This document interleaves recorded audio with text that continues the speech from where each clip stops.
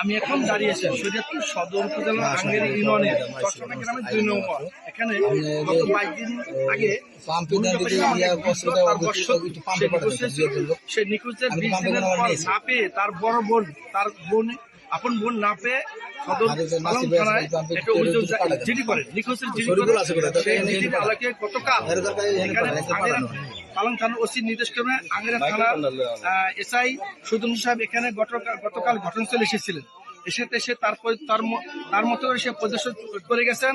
আজকে স্থানীয় লোকজনের মাধ্যমে আমরা খবর পেয়ে আমরা একটা সাংবাদিক 3-4 জন সাংবাদিক এখানে ঘটনাস্থলে এসেছি। আসার পরে এখানে আমরা পালং থানার ওসি সাহেবকে জানানো হয়েছে। আমি দেখা যাচ্ছে এখানে একটা কবরস্থান, এখানে কবরস্থানের আশেপাশে অনেক লোকজন জড়ো হয়েছে। আমরা এখানে দেখছি কবরস্থানের পাশে এখানে একটা নতুন মাটির স্তূপ দেখা গেছে, ঘরে দেখা গেছে।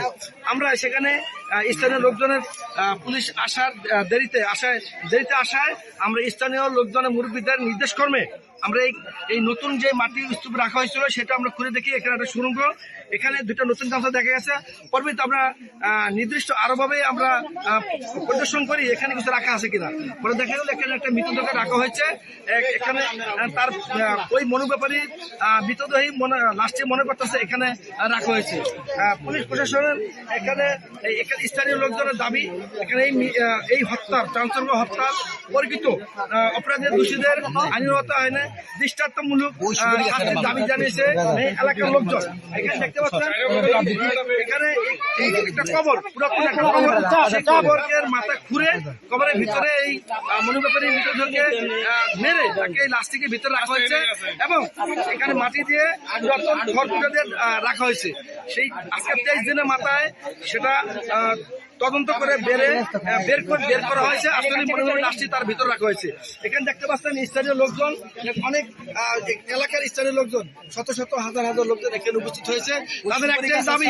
তাদের একটা দাবি এই পরিচিত হত্যাকারীর আইনের আওতায় এনে প্রশাসনের কাছে দৃষ্টান্ত জানিয়েছে।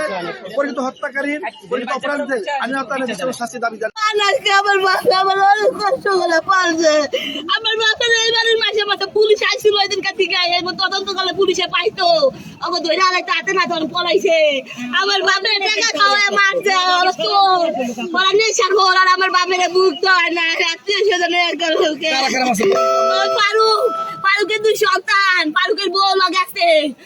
ওরা 4 জনে মারছে, ওরা পলাইছে। ওরা পলাইছে পারবেশ, তারপর ওরা বাপ লাগা 3 জনে মারছে, আর মায়ের লগে ছিল। ওর বাপের মায়ের সবাই মারছে। আমার বাপের এনতে গেছে।